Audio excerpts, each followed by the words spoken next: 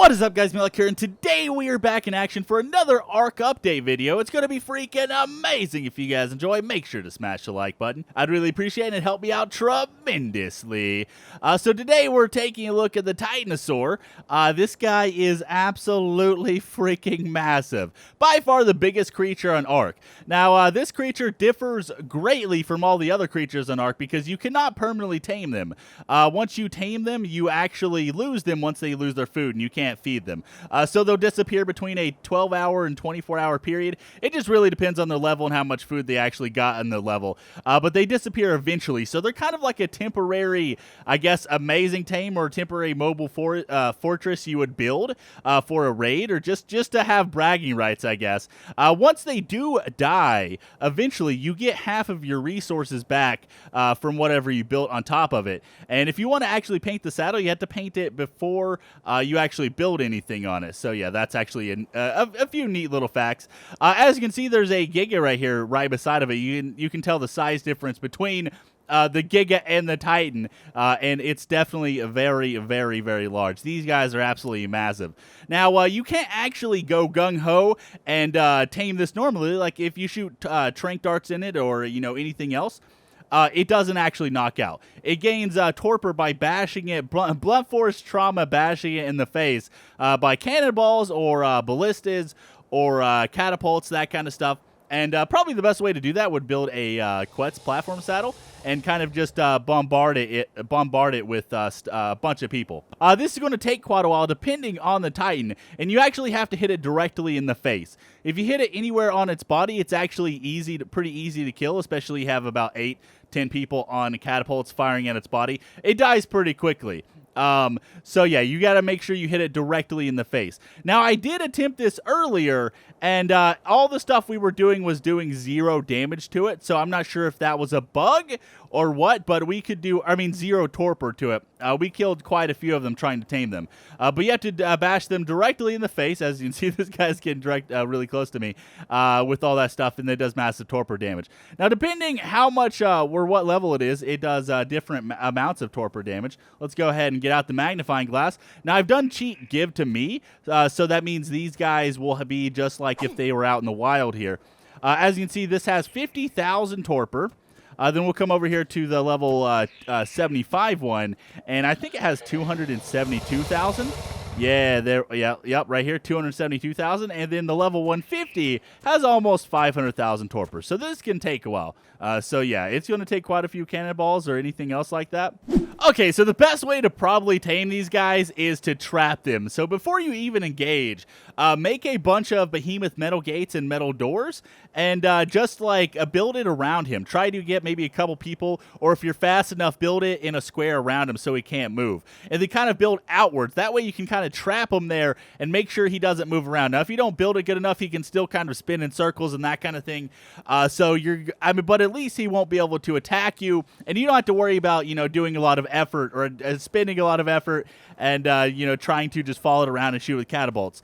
Because if you do hit it in the body, you're going to kill it before you tame it. So a good strategy is just build around it and try to keep it from smashing things. Now, it can smash things like all the way. It can pretty much smash anything. Metal tier, stone tier, wood tier, all that kind of stuff. It's just going to smash and kill all of your bases and all your stuff. So a Quetz is probably the preferred way to do it. Or if you're on top of a high mountain, but even then it can kind of like run in circles and run away, and you're not going to be able to get it very easily. So I have one tamed right here. It has 150,000 health. This is at level 225, 2,000 stamina, 50,000 weight, which is a lot of weight. 100% movement speed, and it has a lot of torpor, 1.6 million torpor, which you don't really have to worry about torpor that much. But you're pretty much going to have to worry about until it runs out of food, because that's when it will detame. And you cannot feed it at all.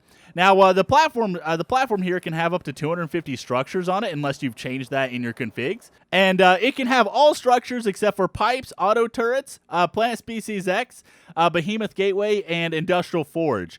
Yes, you can do feeding troughs, storage chests, normal building things and that kind of stuff. So, you can build most of the stuff you can build on platform saddles. But it does have a build limit of 250 unless you've changed it. But yeah, this guy's pretty awesome. It has I think it has a couple attacks here. It has left click is a stomping attack. As you can see, the stomping attack is very fast and very aggressive. This is going to absolutely crush anyone's base, assuming you can actually get up to the base with a Titanosaur. Let's see. Right click. Oh my god. Right click is a back foot stomp that absolutely crushes everything. I'm sprinting right now, so this is definitely the movement speed on this guy. Oh my god, that's absolutely crazy. And those are the only two attacks it actually has, which is a front stomp and then a back foot stomp, which is pretty crazy. It looks like it only does its back right leg right there, so that's kind of cool. There's no tail swings or anything like that. And this guy is just an absolute freaking beast. So, unlike the Bronto and other sauropods slash, stegos and all that kind of stuff, it doesn't seem like it actually harvests any resources. It just instantly crushes everything. It doesn't get wood or thatch or berries or anything. All it is a giant war machine slash base. Okay, so if you do encounter a Titan in the wild, it's pretty rare because I think there's only 3 that can spawn on the map at the same time. But I have a bunch of gates here. We're going to try to trap it and see exactly how tough it is. Now, flat ground would probably be the best, but always, sometimes it's not always convenient to, it's not always a convenient location. So let's see if we can kind of trap this guy in an area, like maybe in this water right here. Let's see, right there. Yeah, there we go. We're starting to trap him a little bit. Now, of course, this isn't going to be the best way to do it, the way I'm doing it right now. But we should be able to actually trap him. Assuming, yes, there we go. We'll just go ahead and throw that right there. And it looks like he is kind of trapped. Let's just go ahead and throw it down a couple more gates. Now, they like to do this thing where their head sticks in the ground. So let's go ahead and stick a couple doors on here. I'm not sure if the doors actually help because I think they're too big to fit through the gates anyways. But if you want to keep them, prevent them from moving, the doors might help a little bit. Let's just go ahead and stick another gate like right here. Looks like it's not snapping. Those are probably fine. So I used very few gates right there, just kind of trapping it. And I was also kind of reckless with it at the same time. So then you would get like a catapult or a ballista or a cannonball on a Quetz platform, or maybe even you brought them with you so you could build wherever you trap them. And then you would commence to actually go up and start shooting its head and massively do some damage here. Let me get out of the way of these raptors. I'm trying to come up on top of the hill here so we can see its face. So as you can see, he's perfectly trapped in here. Now, the one problem with the way I did it right here is his head is kind of in the ground. They like to do this. They like to pretend they're a groundhog and just freaking go underground and then never come out. But he'll like slightly turn around and you'll be able to hit him in the face and that kind of stuff. Doing it on flat open ground is probably better than actually doing it right here next to this cliff because that way they won't be able to actually stick their face inside of the cliff. But yeah, just some taming strategies and trapping strategies and that kind of stuff. And I probably could have even done it with just these 2 gates right here. So yeah. You don't need that many gates, and then if you play on a normal vanilla server, I mean, making gates and stuff like that is going to be pretty expensive. But if you play on a high-rate server or something, doing this is going to be a lot easier. And getting all the catapults and then the boulders and stuff you need for that is going to be much easier as well. But yeah, you just concentrate on hitting it in the face, and it should go down. Okay, so moving on to some of the new features in the update here. They've added Redwood Forest, the Redwood biome, which it looks pretty sweet. Then they've also added these tree platforms. You can make a metal tree platform or a wooden tree platform, and these guys give you the ability to actually build structures on top of them. Now, as for perfect spacing, you're probably going to want to, what I did right here is actually place this directly next to the tree. You're probably going to want to give it maybe about a half of a foundation, maybe a little bit less than a half of a foundation away from the tree. That way you can get a full perfect circle around the edge here. But they're definitely really cool. The way these guys work is they kind of snap in different places on the tree. Let's go ahead and grab a couple foundations here. I have a wooden one, and then I also have a metal one. And then let's just find a random redwood tree.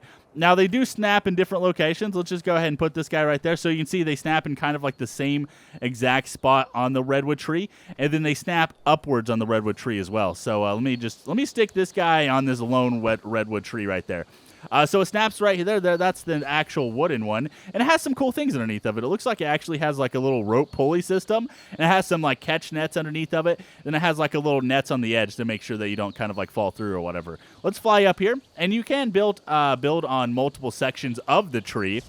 So if I come over here and then let's say we want a metal one, we can actually overdo that one, or we can stick a metal one up here, and I'm pretty sure you can, maybe that's it, actually. Maybe it's only on the first 2 levels of the tree. Yeah, it looks like it's only on the first 2 levels of the tree here, because it's not actually letting me snap any higher.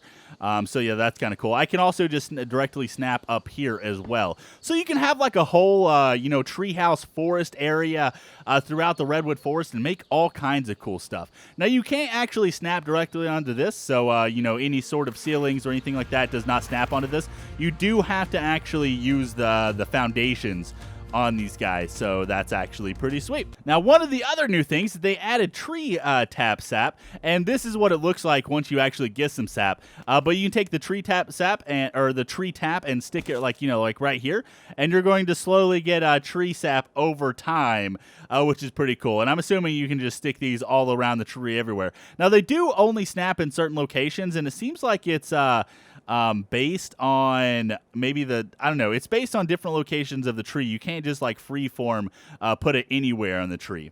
One other thing they added is actually rope ladders, so you can kind of build rope ladders just like normal ladders going all the way down. It does not snap on the edge of these guys right here, so you do have to have a ceiling or a foundation or something like that, or a hatch frame, and kind of build them down. So that's actually pretty cool. Kind of like a new material to build ladders out of. And rope ladders definitely make more sense in like a treehouse forest area than anything else would. And they just work like a normal ladder. I can just climb up these guys. Unfortunately, it doesn't seem like they sway or do anything like that. It'd be kind of cool if they had sway physics. And then there we go. This is our beautiful treehouse area. They also added chain bolas, which you can use in a catapult. I'm going to check that out here in a second. And they added primitive gas masks. Now, whenever you enter those horrible swamp caves, you won't get any more AIDS diseases and die from the swamp gases, which was pretty horrible before. It was pretty bad before. And see, protects the wearer against various airborne poisons. So yeah, that's actually pretty sweet. Okay, so the next thing here is we have tasty sweet vegetable cakes. Tasty cakes. A sappy sweet vegetable cake, which herbivores find delicious. Sadly, humans and carnivores tend to find it taste repugnant. So as you can see, I just consumed one. Now, what these actually do right now is they're not for taming at the moment. They only have one use, and it's pretty much just to make herbivores, I guess, heal up faster. So yeah, I was expecting them to be like prime meat for herbivores, but right now they're not actually used for taming. Maybe in the future they will be. I have no idea. But the way you actually make these guys is you have one of these right here, a cooking pot, and of course some water in it, and you need 2 rock carrots, 2 long grass, 2 sava roots, 4 stimulants, 25 fiber, and 7 sap, along with water, and you'll be able to make tasty cakes. So yeah, that's exactly the recipe for it. So the last thing we're actually going to check out that's in the update is the chain bola, but I need to set that up, so I will be right back. Okay, so right here we have the chain bola. Now this doesn't seem like it actually works on the Gigas. It does knock them back though, but it 100% actually works on the T-Rexes. As you can see, he's frozen right there. Or he will be here in a second. Sometimes I just had him frozen there for a second. But it doesn't work on Gigas, which is not surprising considering these guys are pretty crazy. But its main point is to actually be used on bigger creatures. So I expect Carnos, T-Rexes. It works on Quetzes. I'm not sure about 4-legged creatures like Brontos, but it probably works on like Trikes and all that kind of stuff. So yeah, it's definitely going to be very useful for taming and definitely be really, really, really awesome. So I really like the idea. I like how they're adding all these small little things that seem to be very cool. Maybe there'll be some more future uses for tree sap as well. Also, the tree taps are part of their new modular system that they use where you can place stuff on sockets that are on trees or in the wild and stuff like that. So they'll probably end up adding new things to the socket system eventually. Right now there's only tree taps, but I'm expecting maybe ceilings and stuff. You'll be able to place it off of maybe parts of trees or maybe rocks or something. I'm not exactly sure. Anyways, guys, hopefully you guys enjoyed the update video. If you did, make sure to smash the like button. I love your faces, and I'll see you guys in the next one.